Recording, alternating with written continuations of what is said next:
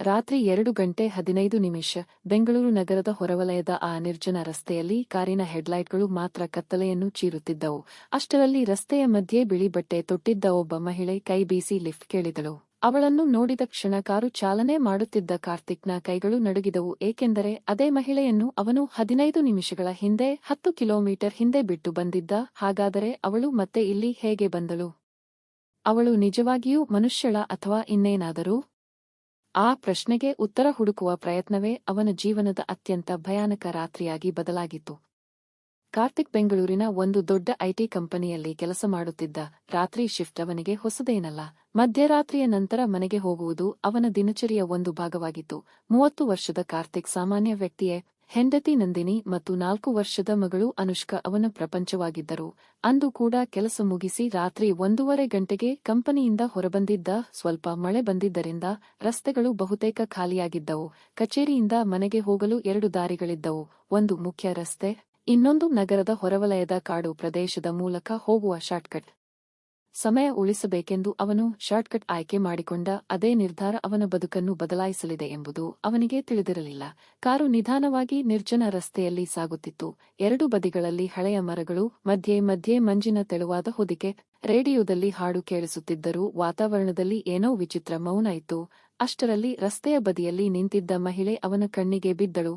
ಸುಮಾರು 35 ವರ್ಷದವಳಿರಬಹುದು. ಬಿಳಿ ಚೂಡಿದಾರ್ ಧರಿಸಿದ್ದಳು. ಮುಖದಲ್ಲಿ ಆತಂಕ ಸ್ಪಷ್ಟವಾಗಿತ್ತು. ಕಾರ್ತಿಕ್ ಮೊದಲಿಗೆ ಕಾರು ನಿಲ್ಲಿಸಬೇಕೋ ಬೇಡವೋ ಎಂದು ಯೋಚಿಸಿದ. ಆದರೆ ಅವಳ ಮುಖದಲ್ಲಿದ್ದ ಭಯ ನೋಡಿ ಕಾರು ನಿಲ್ಲಿಸಿದ. ಏನಾಯ್ತು ಮ್ಯಾಡಮ್? ದಯವಿಟ್ಟು ಸ್ವಲ್ಪ ಮುಂದೆ ಬಿಡ್ತೀರಾ? ನನ್ನ ಕಾರು ಕೆಟ್ಟು ಹೋಗಿದೆ. ಅವಳ ಧ್ವನಿ ಸಹಜವಾಗಿತ್ತು. ಕಾರ್ತಿಕ್ ಅವಳನ್ನು ಒಳಗೆ ಕೂರಿಸಿಕೊಂಡ. ಕೆಲ ನಿಮಿಷಗಳ ಕಾಲ ಇಬ್ಬರ ಮಧ್ಯೆ ಮಾತೇ ಇರಲಿಲ್ಲ. ನಂತರ ಅವಳು ನಿಧಾನವಾಗಿ ಕೇಳಿದಳು, ನಿಮಗೆ ಕುಟುಂಬ ಇದೆಯಾ? ಹೌದು. ಅವರನ್ನು ತುಂಬಾ ಪ್ರೀತಿಸುತ್ತೀರಾ? ಖಂಡಿತ. ಅವಳು ಸಣ್ಣ ನಗು ನಗಿದಳು. ಆಗ ಯಾವ ಪರಿಸ್ಥಿತಿಯಲ್ಲೂ ಅವರನ್ನು ಒಂಟಿಯಾಗಿ ಬಿಡಬೇಡಿ. ಆ ಮಾತು ಕೇಳಿ ಕಾರ್ತಿಕ್ ಆಶ್ಚರ್ಯಗೊಂಡ. ಆದರೆ ಹೆಚ್ಚು ಯೋಚಿಸಲಿಲ್ಲ. ಸ್ವಲ್ಪ ದೂರ ಹೋದ ನಂತರ ಅವಳು ಕಾರು ನಿಲ್ಲಿಸುವಂತೆ ಕೇಳಿದಳು. ಇಲ್ಲೇ ಸಾಕು, ಆದರೆ ಇಲ್ಲಿ ಯಾರೂ ಇಲ್ಲವಲ್ಲ? ನನಗೆ ಗೊತ್ತು. ಅವಳು ಇಳಿದು ಕತ್ತಲೆಯೊಳಗೆ ನಡೆದು ಹೋದಳು. ಕಾರ್ತಿಕ್ ಕೆಲವು ಕ್ಷಣ ಅವಳನ್ನು ನೋಡುತ್ತಿದ್ದ ನಂತರ ಕಾರು ಮುಂದಕ್ಕೆ ಚಲಾಯಿಸಿದ. 15 ನಿಮಿಷಗಳ ನಂತರ ಅದೇ ಮಹಿಳೆ ಮತ್ತೆ ರಸ್ತೆಯ ಮಧ್ಯೆ ನಿಂತಿದ್ದಳು. ಅದೇ ಬಿಳಿ ಬಟ್ಟೆ, ಅದೇ ಮುಖ, ಅದೇ ಕೈ ಬೀಸುವ ರೀತಿ. ಕಾರ್ತಿಕ್ನ ಹೃದಯ ಬಡಿತ ವೇಗವಾಯಿತು. ಅವನು ತಕ್ಷಣ ಬ್ರೇಕ್ ಹಾಕಿದ. ಇದು ಹೇಗೆ ಸಾಧ್ಯ? ಮಹಿಳೆ ಕಾರಿನತ್ತ ನೋಡಿದಳು. ಈ ಬಾರಿ ಅವಳ ಮುಖದಲ್ಲಿ ನಗು ಇರಲಿಲ್ಲ. ಕಣ್ಣುಗಳಲ್ಲಿ ವಿಚಿತ್ರ ದುಃಖ ಮಾತ್ರ ಇತ್ತು. ಕಾರ್ತಿಕ್ ಭಯದಿಂದ ಕಾರಿನ ಬಾಗಿಲು ಲಾಕ್ ಮಾಡಿದ. ಮಹಿಳೆ ನಿಧಾನವಾಗಿ ಬಾಯಿ ತೆರೆದಳು. ಮನೆಗೆ ಬೇಗ ಹೋಗಿ. ಆ ಮಾತು ಹೇಳಿದ ಕ್ಷಣ ಮಂಜಿನೊಳಗೆ ಅವಳ ಆಕೃತಿ ಕಾಣೆಯಾಯಿತು.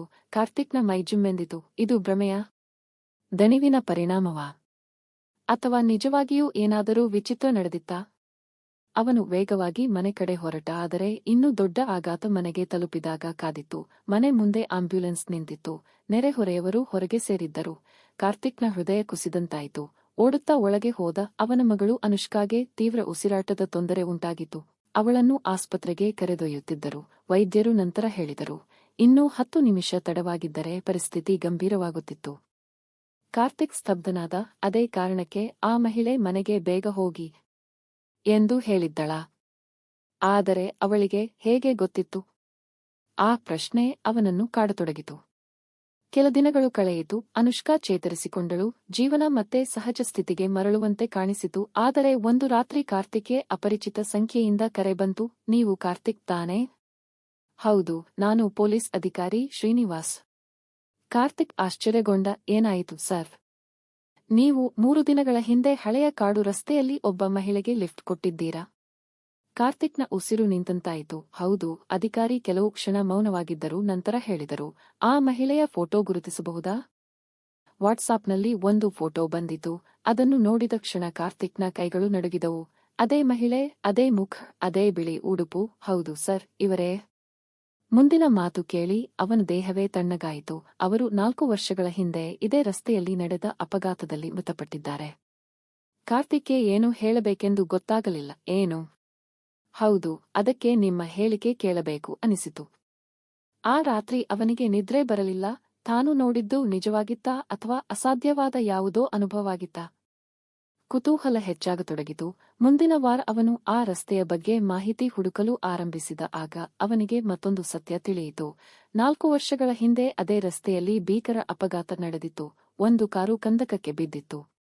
ಅದರೊಳಗಿದ್ದ ಮಹಿಳೆ ಸಾವನ್ನಪ್ಪಿದ್ದಳು. ಆ ಮಹಿಳೆಯ ಹೆಸರು ಪ್ರಿಯಾ. ಅವಳಿಗೆ ಒಂದು 5 ವರ್ಷದ ಮಗಳು ಇದ್ದಳು. ಆ ಅಪಘಾತದ ದಿನವೂ ಅವಳು ಮನೆಗೆ ಬೇಗ ಹೋಗಲು ಪ್ರಯತ್ನಿಸುತ್ತಿದ್ದಳು, ಏಕೆಂದರೆ ಮಗಳಿಗೆ ತೀವ್ರ ಜ್ವರ ಇತ್ತು. ಆದರೆ ಮನೆ ತಲುಪುವ ಮೊದಲೇ ಅವಳ ಜೀವನ ಮುಗಿದಿತ್ತು. ಈ ಕತೆ ಕೇಳಿದಾಗ ಕಾರ್ತಿಕ್ನ ಮನಸ್ಸು ಭಾರವಾಯಿತು. ಆದರೆ ರಹಸ್ಯ ಇನ್ನೂ ಮುಗಿದಿರಲಿಲ್ಲ. ಒಂದು ಸಂಜೆ ಪೊಲೀಸ್ ಅಧಿಕಾರಿ ಶ್ರೀನಿವಾಸ್ ಮತ್ತೆ ಅವನನ್ನು ಭೇಟಿಯಾದರು. ಅವರ ಕೈಯಲ್ಲಿ ಒಂದು ಹಳೆಯ ಡೈರಿ ಇತ್ತು. ಇದು ಪ್ರಿಯಾ ಅವರ ಕಾರಿನಲ್ಲಿ ಸಿಕ್ಕಿದ್ದು.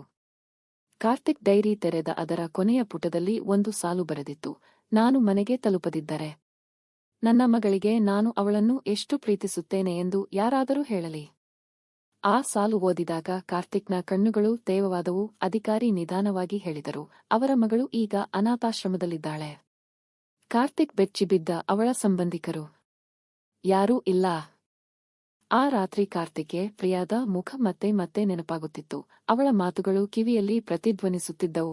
ನಿಮ್ಮ ಕುಟುಂಬವನ್ನು ಯಾವತ್ತೂ ಒಂಟಿಯಾಗಿ ಬಿಡಬೇಡಿ. ಮುಂದಿನ ದಿನ ಅವನು ಒಂದು ನಿರ್ಧಾರ ಕೈಗೊಂಡ. ಅನಾಥಾಶ್ರಮಕ್ಕೆ ಹೋದ. ಅಲ್ಲಿ ಪ್ರಿಯಾದ ಮಗಳನ್ನು ಮೊದಲ ಬಾರಿ ನೋಡಿದ. ಸಣ್ಣ ಹುಡುಗಿ ಒಂದು ಮೂಲೆಯಲ್ಲಿ ಕುಳಿತು ಚಿತ್ರ ಬಿಡಿಸುತ್ತಿದ್ದಳು. ಅವಳ ಮುಖ ನೋಡಿದ ಕ್ಷಣ ಕಾರ್ತಿಕ್ನ ಹೃದಯ ಕರಗಿತು. ಅವಳು ತನ್ನ ತಾಯಿಯಂತೆಯೇ ಕಾಣುತ್ತಿದ್ದಳು. ಹುಡುಗಿ ತಲೆ ಎತ್ತಿ ನೋಡಿದಳು. ನೀವು ಯಾರು? ಕಾರ್ತಿಕ್ ಕೆಲವು ಕ್ಷಣ ಉತ್ತರಿಸಲಾಗಲಿಲ್ಲ. ನಂತರ ನಿಧಾನವಾಗಿ ಹೇಳಿದ, ಒಬ್ಬ ಸ್ನೇಹಿತ. ಆ ಒಂದು ಭೇಟಿಯೇ ಹೊಸ ಅಧ್ಯಾಯಕ್ಕೆ ಆರಂಭವಾಯಿತು. ಕೆಲವು ತಿಂಗಳ ನಂತರ ಕಾನೂನು ಪ್ರಕ್ರಿಯೆ ಮುಗಿದು ಆ ಹುಡುಗಿ ಕಾರ್ತಿಕ್ ಕುಟುಂಬದ ಭಾಗವಾದಳು.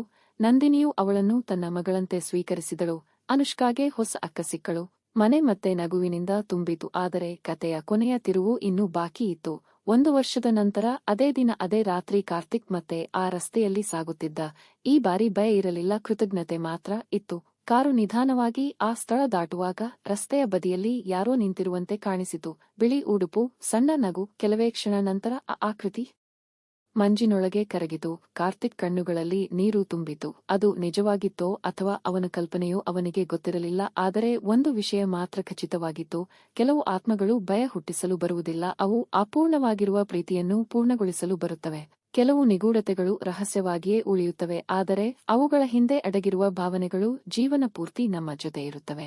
ಆ ರಾತ್ರಿ ಕಾರ್ತಿಕ್ ಮನೆಗೆ ಹಿಂದಿರುಗುವಾಗ ಅವನ ಮನಸ್ಸಿನಲ್ಲಿ ಒಂದೇ ಆಲೋಚನೆ ಇತ್ತು. ಕೆಲವೊಮ್ಮೆ ನಿರ್ಜನ ರಸ್ತೆಯಲ್ಲಿ ಎದುರಾಗುವ ಅತಿದೊಡ್ಡ ರಹಸ್ಯ ಭೂತಗಳಲ್ಲ, ಅದು ಒಬ್ಬ ತಾಯಿಯ ಕೊನೆಯ ರೀತಿಯಾಗಿರುತ್ತದೆ. ನಮ್ಮ ಕತೆ ನಿಮಗೆ ಇಷ್ಟವಾಗಿದ್ದರೆ ದಯವಿಟ್ಟು ಈ ವಿಡಿಯೋಗೆ ಒಂದು ಲೈಕ್ ಮಾಡಿ ಮತ್ತು ನಮ್ಮ ಚಾನೆಲ್ನ್ನು ಸಬ್ಸ್ಕ್ರೈಬ್ ಮಾಡಿಕೊಳ್ಳಿ.